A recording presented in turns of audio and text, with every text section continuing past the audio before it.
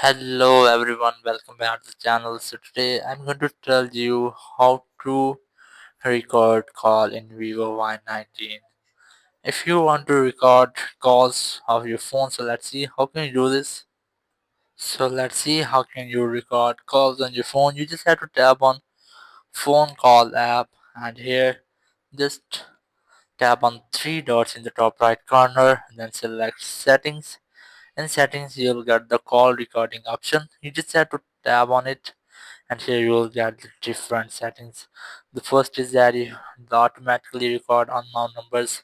If you have enabled this setting, so it will record your unknown number. If any unknown number has been called to you, so it will start recording of the call.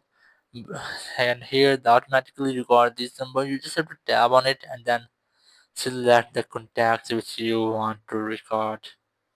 Here you can easily select the contact which you want to record the call.